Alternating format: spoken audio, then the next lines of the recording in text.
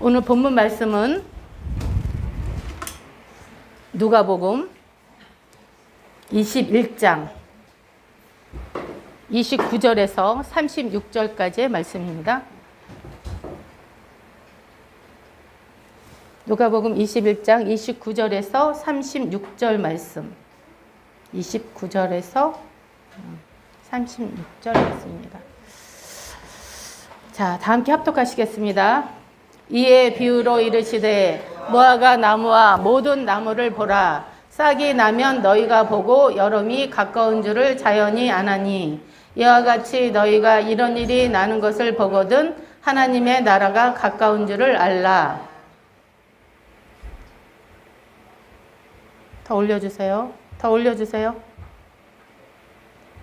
내가 진실로 너희에게 말하노니 이 시대가 지나가기 전에 모든 일이 다 이루리라. 천지는 없어지겠으나 내 말은 없어지지 아니하리라. 너희는 스스로 조심하라. 그렇지 않으면 방탕함과 술 취함과 생활의 염려로 마음이 둔하여지고 뜻밖의 그날이 덕과 같이 너희에게 임하리라. 이날은 온 지구상에 거하는 모든 사람에게 임하리라. 이러므로 너희는 장차 올 이 모든 일을 능히 피하고 인자 앞에 서도록 항상 기도하며 깨어 있으라 하시니라. 아멘. 아이고, 저기 벌써 한 달이 됐네요. 제가 여기 섰으면 벌써 한 달 된 거죠. 참 세월이 빠릅니다. 참 올여름처럼 더운 건 정말 아주 오랜만인지 처음인지 모르겠어요. 하여튼 와, 너무 더워서 진짜 아주 그냥 이 여름이 언제 끝나나 그랬는데 결국은 끝났어요. 하나님께 너무 감사하고 정말 우리나라에 사계절이 있는 것이 여름만 있는 나라보다 얼마나 감사한지 참 마음으로 체감하게 되었습니다. 지난 달에 그 영상을 이렇게 모니터링 하면서 제가 이렇게 좀 나태해질 때 천국을 보기 위해서 21장, 22장을 본다 그랬는데 21장, 22절을 본다고 잘못 말했더라고요. 아직 초보라서 좀 많이 부족합니다. 많이 기도해 주시고 응원해 주세요. 자, 그러면 오늘은 이렇게 신부단장이란 말씀인데 말세에 우리는 살고 있습니다. 말세를 지나는 하나님의 백성들이 가장 고민하는 것은 예수님이 이 땅에 다시 오실 때에 과연 나는 등불과 기름을 준비한 슬기로운 처녀처럼 신랑 대신 예수님을 만나서 휴거되고 공중에 들려 올라가서 혼인잔치에 들어갈 수 있을까에 대한 염려가 있을 것입니다. 누구나. 왜냐하면 이 땅에 남게 되면 어마어마한 환난과 핍박을 통과해야 하고 또 그것을 우리가 천국에 들어가기 위해서 구원받기 위해서는 순교를 해야 하기 때문에 많은 그리스도인들이 그 핍박을 견디지 못하고 배교할 가능성이 아주 많기 때문일 것입니다.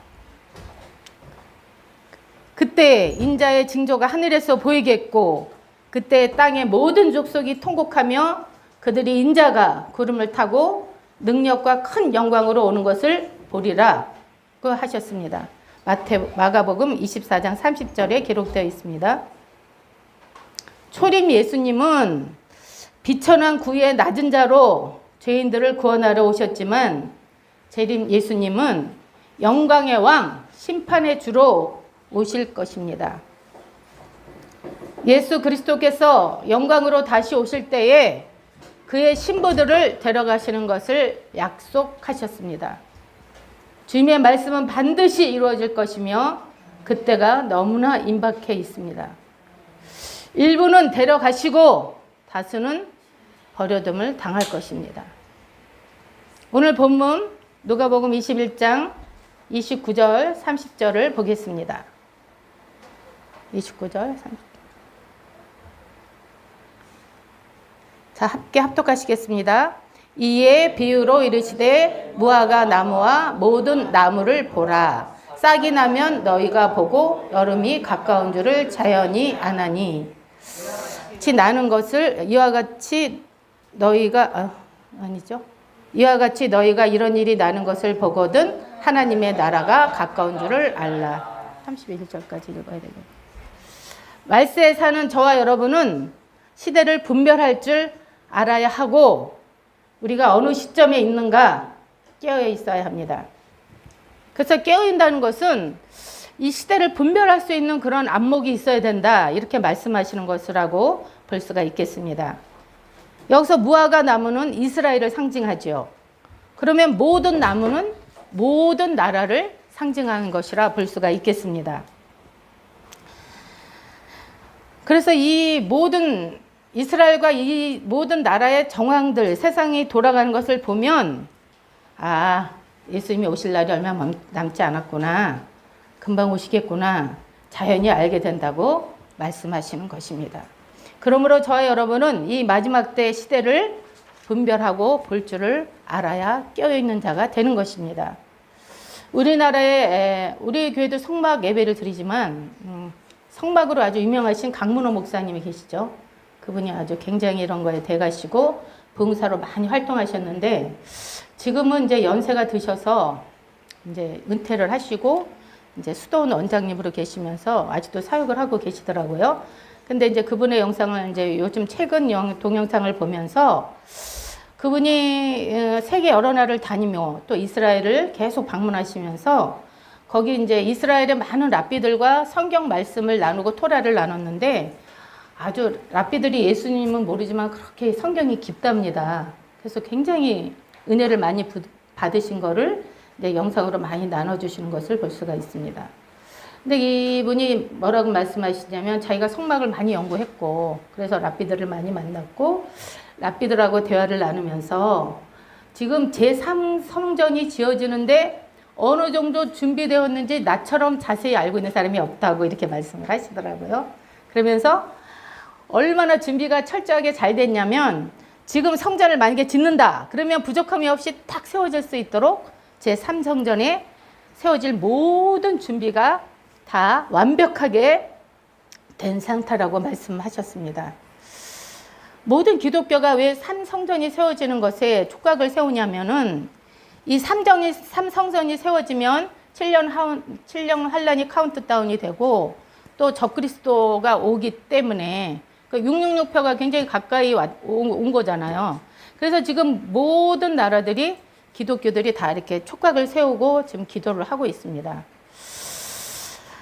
그리고 지금 전 세계적으로 볼 때에 동성애가 너무 창궐하고 있습니다. 동성애가 이건 진짜 장난이 아니거든요. 그래서 차별금지법이 네덜란드에서 2001년도에 처음 시작해서 2024년 현재에 전 세계에 거의 38개국이 미국도 지금 전 세계 동성애 결혼이 합법화됐다고 그래요. 영국, 캐나다, 뭐 요즘 최근에 일본도 됐고요.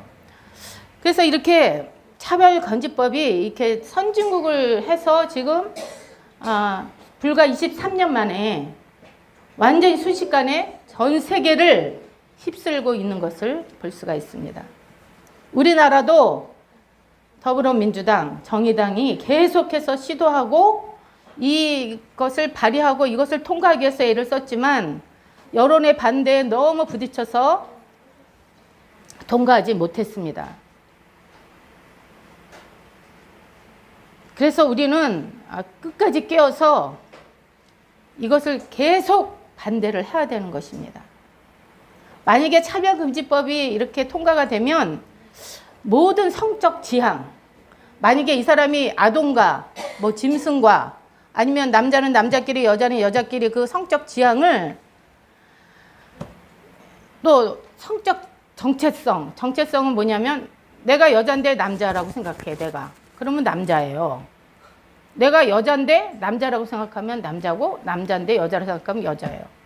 그래서 이 법이 통과되면 남자가 나 여자야. 나 여자니까 여탕 들어갈 자격 있어. 여탕 들어가면 못 막아요. 법으로 정해진 거기 때문에. 그래서 모든 성적 지향과 성별 정체성을 받아들이도록 강제하는 법이라고 볼 수가 있겠습니다. 그러므로 이것이 얼마나 심각하냐면 모든 공교육 우리 유치부부터 초등부, 중등부, 고등부 모든 학교에서 남자와 남자가 결혼할 수 있고 여자와 여자가 결혼할 수 있고 심지어 동물과 결혼하는 것도 법으로 정할 수가 있고 너무나 이렇게 가증한 것이 이게 충만한데 이것이 우리나라는 지금 안 됐지만 외국에는 정말 너무 심각하다고 그래 기독교인들이.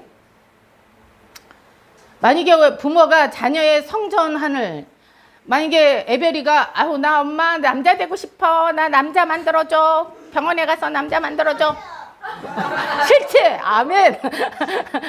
예를 들어서 내가 너 애 안 듣게 다른 여자애가 큰일 날 뻔했네.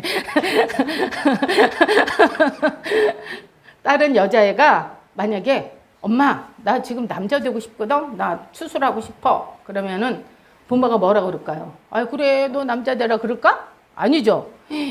얘가 미쳤나 정신 차려 막 이러겠지. 이러면은 엄마가 구속돼. 엄마가 구속된다니까. 차별금지법이 그런 법이에요. 구속돼서 감옥 가. 왜? 법으로 이걸 정해놨기 때문에. 법을 어긴 거야 엄마가. 그리고 목사님들이 여기 강단에 써서 동성애는 죄입니다. 절대 동성애하면 안 됩니다. 이렇게 얘기하면 목사님 구속돼.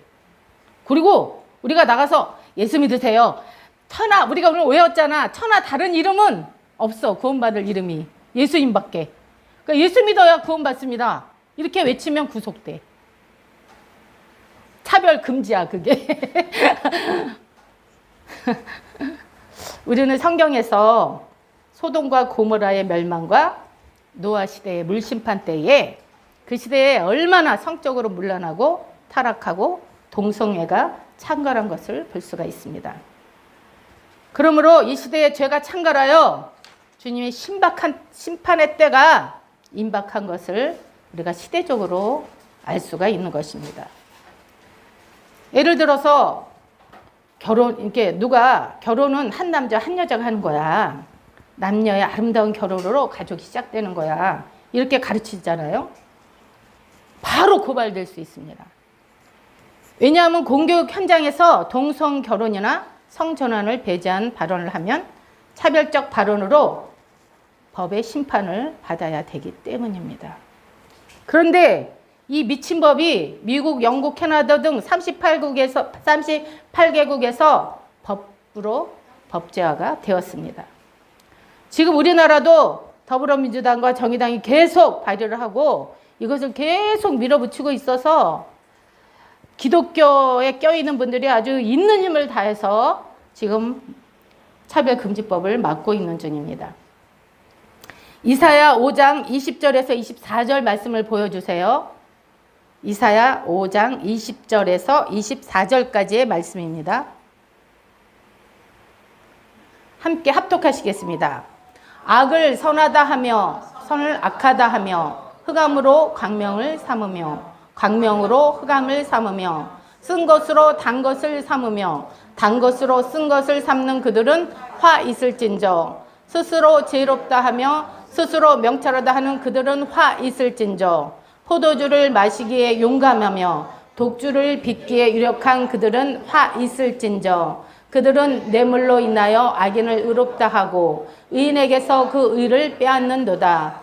이로 인하여 불꽃이 구루터기를 삼킨 같이 마른 풀이 불 속에 떨어진 같이 그들의 뿌리가 썩겠고 꽃이 티끌처럼 날리리니 그들이 만군의 여호와의 율법을 버리며 이스라엘의 거룩하신 자의 말씀을 멸시하였음이라. 아멘. 여기 20절에 보니까 악한 것을 선하다, 선한 것을 악하다, 흑암을 광명으로 삼으며 광명을 흑암으로 삼으며 쓴 것을 단 것으로 삼으며 쓴 것을 단 것으로 삼으며 완전히 거꾸로 완전히 거꾸로 됐잖아요 지금 세상이. 근데 그런 것이 옳다 선하다 지금 이렇게 말하는 시대에 저와 여러분이 살고 있습니다. 근데 그들이 이렇게 악한 것을 왜 좋게 여겼을까요?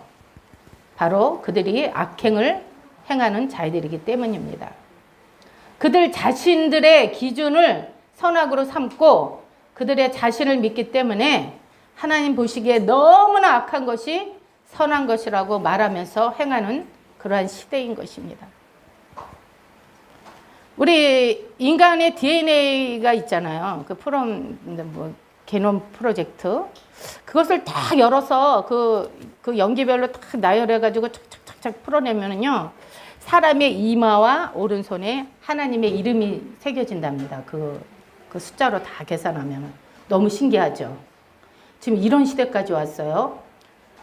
근데 어떤 목사님의 아들이 지금 AI의 거기 회사에 다니고 있고, 이제 그 생명공학 그 회사에 다니고 있는데, 엄마가 맨날 이런 말씀을 했거든요. 마지막 때는 이럴 것이다. 막 이렇게 얘기를 했는데, 진짜 오늘 애들하고 나눴는데, 야, AI한테 딱 질문했어. 너희들의 최종 목표는 뭐냐? 그랬더니 인류를 말살하는 거라고 그랬잖아요. 인류를 말살하는 것이다. 그런데 정말 이 아들이 맨날 여자 목사님, 엄마 목사님인데 맨날 그런 말씀을 하시니까, 아이, 설마, 아이, 막 이렇게 했는데, 당신이 회사를 다니면서, 자기가 회사를 다니면서, 엄마, 진짜 너무 무서워. 여러분, 생명공학적으로 한번 들어가 보세요. 얼마나 발달됐는가. 그 일론 머스크가 모든 인류의 머리에 칩을 박는다고 그런 시대가 왔잖아요. 이게 칩을 박을 것입니다. 믿지 않는 사람, 껴있지 않는 사람들은. 왜냐하면 이거를 박으면은 뭐 영어를 몰라도 돼요. 딱 박으면 영어가 줄줄 나오고, 수학 안 배워도 돼요. 수학 공식이 절절 나오고, 과학 공식 안 배워도 돼요. 과학이 절절 나오고. 거의 컴퓨터 되죠, 사람이. 근데 이게 만약에 컴퓨터하고 연락하면 빅데이터하고 만약에 이게 연결이 되면 이 마지막 시대에 사람의 DNA가 바뀔 수 있다는 것이죠. 사람이 더 이상 아닌 거예요. 그럼 예수님이 오셨을 때에 사람을 구원하러 오시는데, 순수한 인간의 혈통을 구원하시러 오는데, 그게 유전자가 변형이 되어 있으면은 구원받지 못한다. 이런 말씀이 있는 것입니다. 그래서 21절 말씀처럼 스스로 지혜롭다, 명철하다, 자부하는 자들인데 이들에게 화가 임한다고 말씀하시는 것입니다. 그리고 술 취하고 방탕하고 음란하고 폐역한 시대에 저와 여러분은 살고 있는 것입니다. 23절의 말씀처럼 뇌물 받고 악인을 의롭다 하고 의인에게 공의를 약탈하는 시대인 것입니다. 돈이 우상이고 돈이면 그 어떤 악도 서슴지 않고 행하는 그러한 폐역한 세대인 것입니다. 그러므로 24절에 여호와의 진노의 불꽃이 구루터기를 삼킨같이 삼켜버리고, 마른 풀 속에 불이 떨어진다고 생각해 보세요. 그 불꽃이 어떠하겠는가. 그들의 뿌리부터 다 썩어버리고 그들의 영광, 꽃이 티끌처럼 다 영광이 사라지고, 그들이 만군의 여호와의 율법을 버리며 이스라엘 거룩한 자의 말씀을 멸시하였기 때문에 하나님의 심판이 임한다고 말씀하고 계시는 것입니다. 그러므로 우리는 이 시대를 분별하면서 잠들지 말고 깨어 있어야 하는 것입니다. 오늘 본문 제가 많이 준비했거든요. DNA에 대해서도 많이 준비했는데 시간이 없어서 다 못 풀어요. 제가 자료를 밤새도록 다 찾아서 몇 권을 써놨어요. 저는 그렇게 좀 하는 스타일이에요. 그래서 많이 써놨는데 다음에 또 한번 나눠보겠습니다. 누가복음 21장 32절에서 33절 말씀을 합독하겠습니다. 내가 진실로 너희에게 말하노니 이 세대가 지나가기 전에 모든 일이 다 이루리라. 천지는 없어지겠으나 내 말은 없어지지 아니하리라. 여러분, 하나님 말씀하셨어요. 마지막 때 내가 온다. 나의 신부들을 데리러. 그리고 이 땅은 불로 심판을 한다. 이거 반드시 이루어집니다.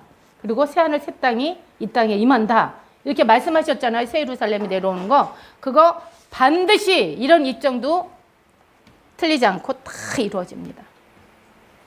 그러면 저와 여러분이 마지막 불심판을 두려워하면서 떨고만 있어야 할까요? 그건 아니죠. 그러면 저와 여러분은 마지막 말씀에 어떻게 껴 있어야 할까요? 누가복음 21장 34절에서 36절 오늘 본문 말씀 합독하겠습니다.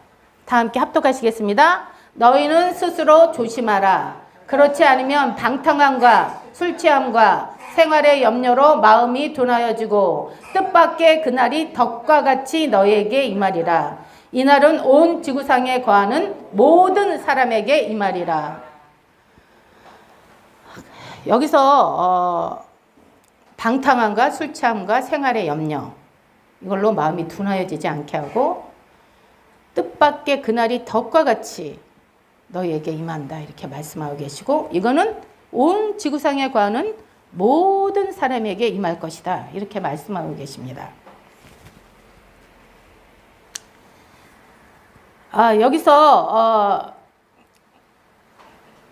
마지막 때 이렇게 34절에 말씀에 34절 말씀에 너희는 스스로 조심하라 이렇게 나와 있죠. 조심하라. 조심이란 말은 잘못이나 실수가 없도록 말이나 행동에 마음을 쓰다 이런 뜻입니다. 그러므로 자기 자신이 잘못이나 실수가 없도록 언행을 단속하게 힘쓰는 것을 말하는 것입니다. 그러므로 우리는 주의 불심판 재림을 두려워 떨지 말고 죄를 짓다가 주님이 재림이 갑자기 덕과 같이 임할 때 그 재림을 맞이하는 어리석은 처녀가 되지 말고 이 마지막 시대를 잘 분별하여서 준비하고 신부단장하시는 성도님이 되셔야 하는 것입니다.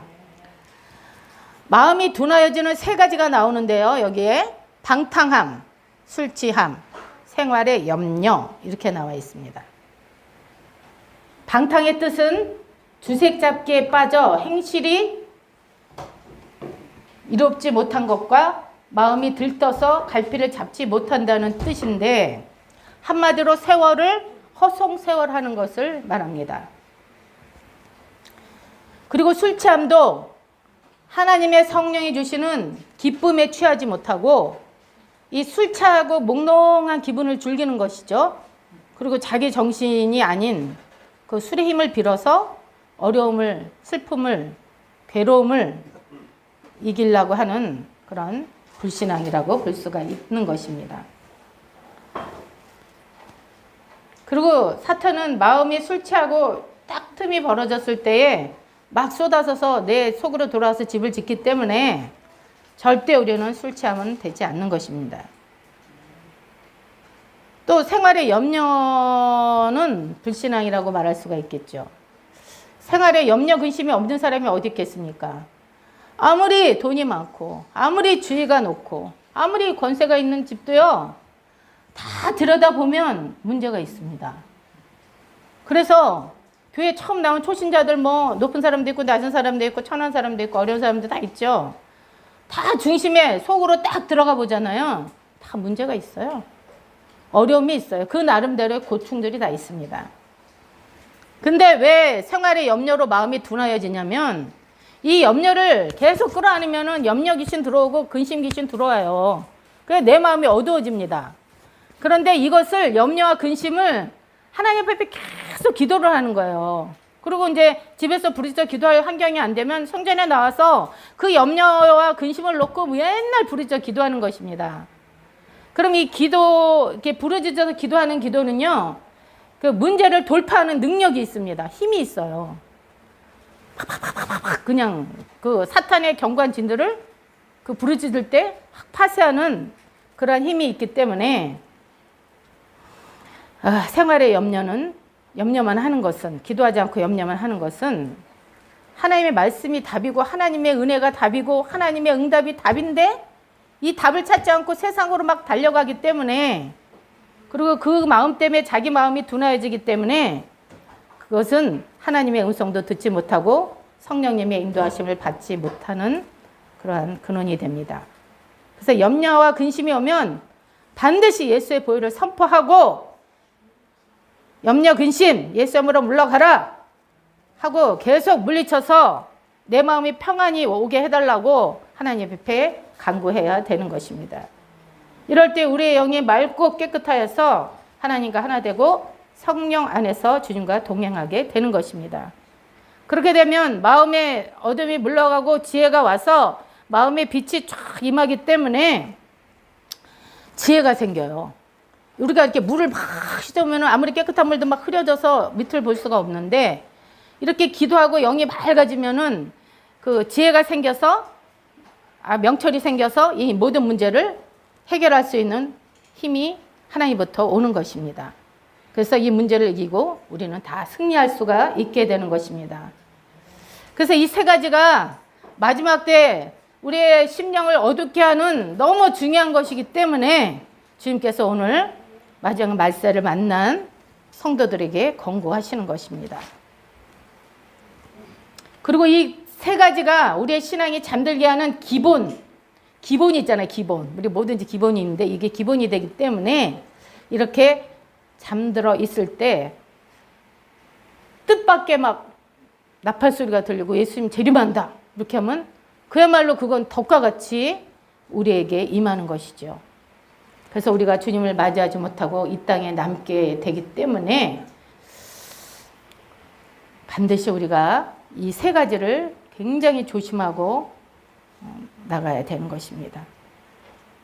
35절에 이날은 온 지구상에 거하는 모든 사람에게, 한 사람도 제외함이 없이 모든 사람에게 임한다고 말씀하시고 계시기 때문에 우리의 가족들 중에 낙오되는 자가 없도록, 또 교회에서 사랑하는 모든 성도님들, 권속님들이 낙오자가 없도록 서로 격려하고 세워주고 끌어주고 일으켜 세워야 하는 사명이 저와 여러분에게 있는 것입니다.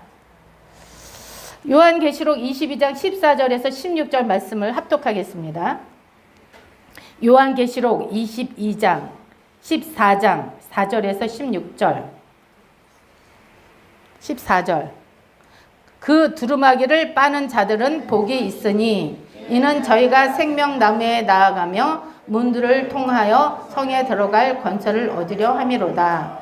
개들과 술객들과 행음자들과 살인자들과 우상숭배자들과 및 거짓말을 좋아하며 전하는 자마다 성 밖에 있으리라. 나 예수는 교회들을 위하여 내 사자를 보내어 이것들을 너에게 증거하게 하였노라. 나는 다윗의 뿌리요 자손이니 곧 광명한 새벽별이라 하시더라. 아멘. 여기서 두루마리, 14절에 두루마리를 빠는 자들은 복이 있다 이렇게 말씀하고 계시는데, 이것은 성도들이 혼인잔치에 입고 들어갈 애복, 흰 세마포 옷을 말씀하고 계시는 것입니다. 우리들은 눈에 보이지 않지만 저와 여러분은 희고 아름다운 흰 세마포 애복들을 다 입고 있습니다. 그런데 우리가 죄를 지을 수 있죠. 사람이 어떻게 죄를 안 져요. 넘어질 수도 있고 죄도 지을 수, 실수도 할 수 있지만, 이런 죄를 짓고 회개하지 않으면, 그리고 이 죄를 계속 반복해서 죄를 지으면 이 세마포 옷에 까맣게 얼룩해진다는 것입니다. 그리고 회개하지 않으면 찢어져서 너덜너덜해지고, 결국에 회개하지 않은 그 심령이 계속 그렇게 가면 결국엔 검어지고 낡은 옷처럼 누더기로 변하게 된다는 것입니다.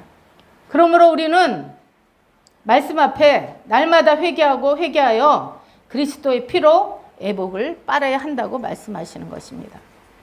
이 두루마리를 빠는 건 뭐냐? 회개하면서 예수의 보혈로 뇌자를 자꾸 씻어내면서 이 애복을 우리가 빨고 깨끗한 상태로 유지해야 되는 것입니다. 그래서 15절 말씀에 죄를 짓는 자는 다 성 밖에 있기 때문에 저와 여러분은 죄를 지으면 바로 회개하고 또 회개하는데, 그 죄를 짓지 않기 위해서 날마다 말씀과 기도로 정진해야 하는 것입니다. 16절에 우리 신랑 되신 예수님이 당신의 사자들을 교회에 보내셔서 경계에 경계를 더하심으로 당신의 신부들을 신부단장 시키면서 권고하고 계시는 것을 알 수가 있습니다. 그래서 주님이 어느 때 어느 시 도적같이 오시더라도 등불과 기름을 준비한 신부가 되어서 주님을 맞이하시기를 간절히 원하시는 것입니다. 오늘 누가복음 본문 21장 36절 말씀을 함께 합독하겠습니다. 36절. 네, 합독하시겠습니다. 이러므로 너희는 장차 올 이 모든 일을 능히 피하고 인자 앞에 서도록 항상 기도하며 깨어있으라 하시니라. 아멘.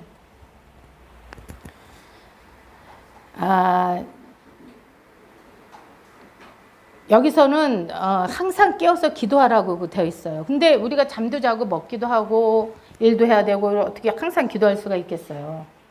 그 어떻게 기도하죠? 항상 기도해야 되는데 누가 초신자가 항상 깨어 기도하라 그랬더니 자다가도 벌떡 일어나고 졸지 않으려고 막 그랬다고 그래요. 순전한 그 믿음 때문에. 그런 뜻이 아니고 이렇게 교회 나와서는 우리가 부르짖어 기도해서 아까도 말씀했지만 부르짖는 기도는 돌파하는 능력이 있기 때문에 문제를 해결할 수 있지만 평소에는 계속 하나님한테 말을 거는 거예요. 우리가. 그리고 주님의 음성도 또 교제를 나누는 거예요. 그래서 교회는 그 기도는 어려운 게 아니에요. 계속 하나님한테 말씀을 거는 거예요. 하나님 저 이렇게 밥 먹어요. 예를 들어서 나 어디 가서 누구 만나요. 오늘 이런 일을 해결해야 되는데 하나님 도와주세요. 이게 계속 말하는 거예요. 주님하고. 그리고 이거 계속 습관화가 되면 이 속에서 말해요.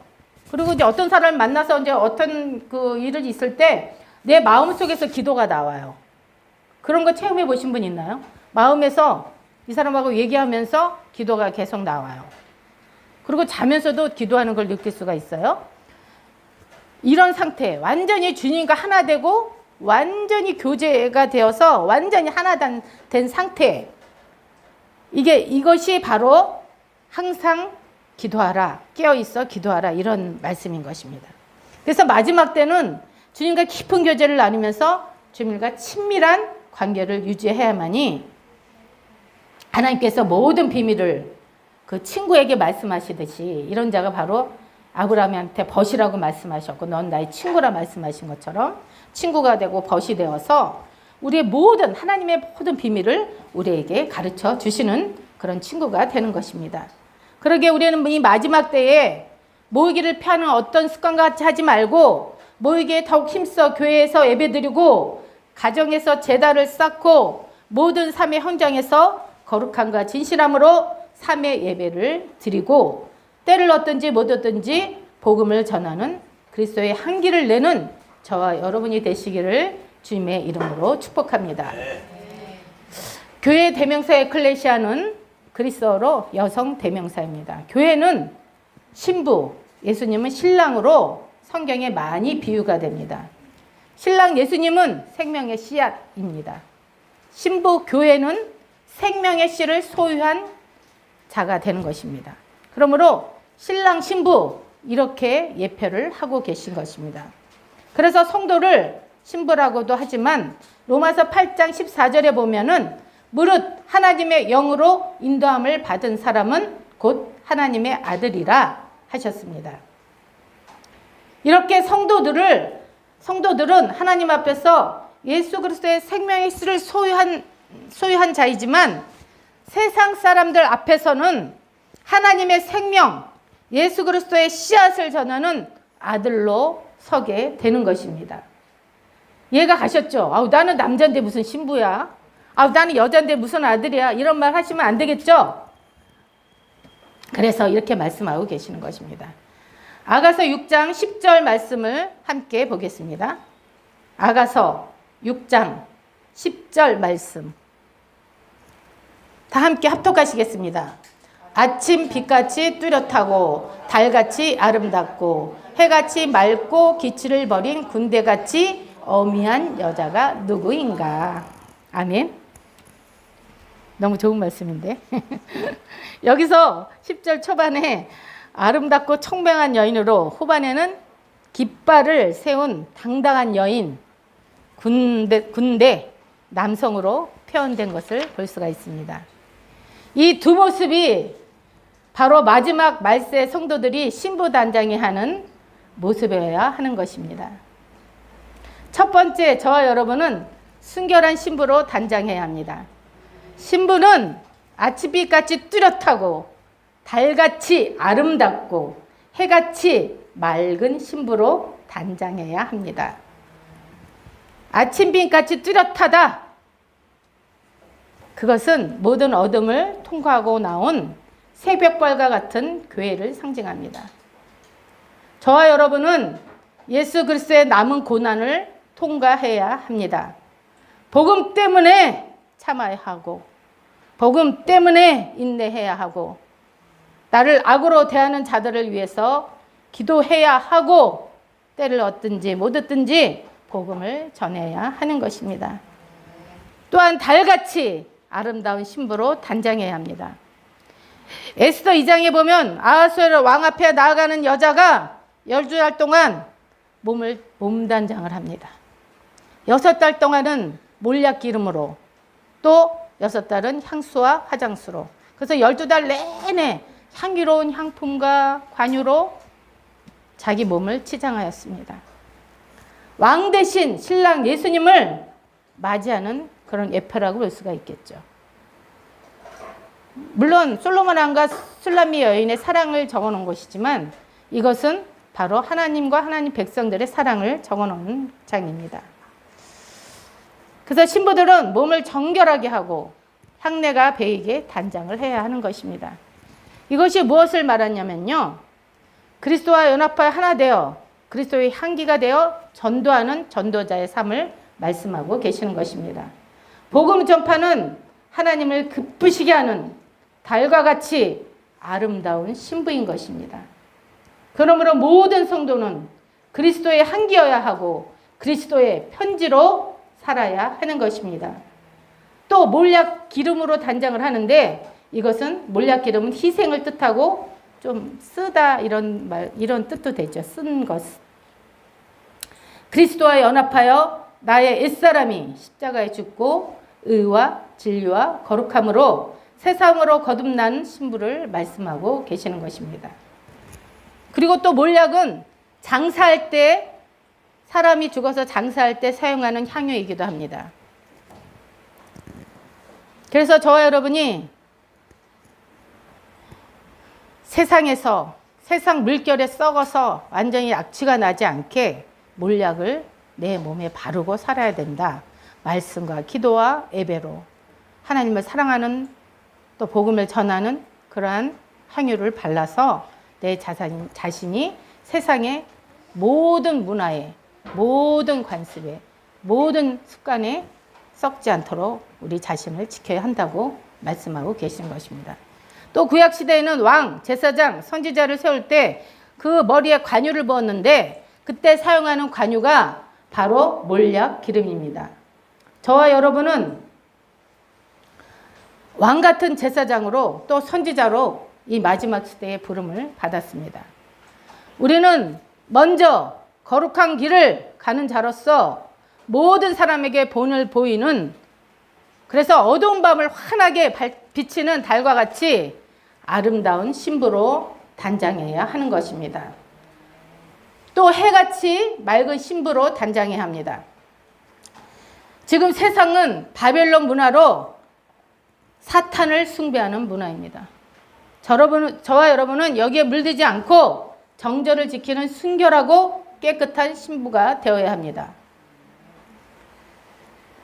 골로새서 3장 5절 말씀처럼 그리스도의 신부의 정절을 지키기 위해 음란과 우상 숭배를 경계하며 깨어 기도해야 하는 것입니다.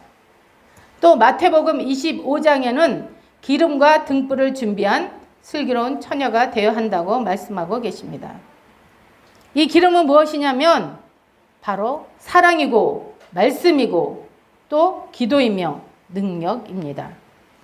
그러므로 저와 여러분이 성령 충만하여 늘 기도와 말씀에 힘쓰는 저와 여러분이 되어야 하는 것입니다. 그래서 주님 오실 때 흠도 없고 점도 없는 거룩하고 성결한 주님의 신부로 단장해야 하는 것입니다. 또 말세의 교회는 강한 군대의 모습으로 나타내야 합니다. 구약 성경에서 하나님은 자신을 가르쳐서 만군의 여호와라고 259번이나 말씀하셨습니다. 만군의 여호와란 말씀은 하나님 자신이 군대의 총지휘관이 된다는 뜻입니다. 그렇다면 군대는 누구입니까? 출애굽기 7장 4절을 보겠습니다. 출애굽기 7장 4절. 다 함께 합독하시겠습니다. 바로가 너희를 듣지 아니할 터인즉 내가 내 손을 애굽에 더하여 여러 큰 재앙을 내리고 내 군대 내 백성 이스라엘 자손을 그 땅에서 인도하여 낼지라. 이렇게 말씀하고 계십니다. 바로가 마귀가 절대로 세상에서 우리를 내어주지 않았습니다. 근데 하나님이 열 재앙 귀샤대기를 그냥 크레센도로 팍 때려가지고 우리를 놓아주었죠. 점점 세게 그냥 강하게. 그래서 사탄은 그냥 우리를 토해놓은 겁니다. 절대 안 내보내려고 그랬죠, 우리를. 그래서 저와 여러분은 예수 믿고 구원받아서 하나님의 백성이 된 것입니다. 출애굽기 12장 4절에 41절에도 430년이 끝난 그날에 여호와의 군대가 다 애굽에서 나왔은즉이라고 말씀하십니다. 다 아시다시피 이스라엘 백성은 애굽에서 나오기까지 바로 왕의 노예로 살았습니다. 그런데 하나님은 그러한 이스라엘 백성을 여호와의 군대다 이렇게 말씀하고 계신 것입니다.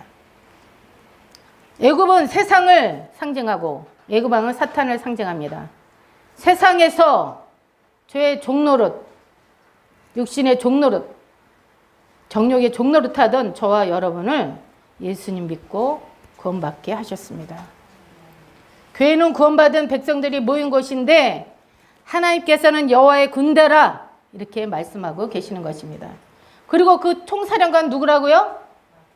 하나님, 바로 하나님이라고 만군의 여호와라고 말씀하시는 것입니다. 그래서 우리의 싸움은 바로 하나님께서 주관하시며 이끄시는 것입니다.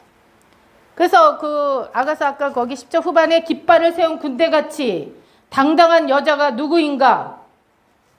여기서 깃발은 여호와 니시 이렇게 볼 수가 있습니다. 어떤 깃발을 들었어요? 이 여자가 왜 당당해요?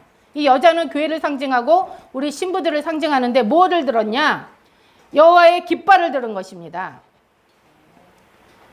여기서 여호와 니시 이 깃발은 여호와는 나의 승리의 깃발이시다 이런 뜻입니다.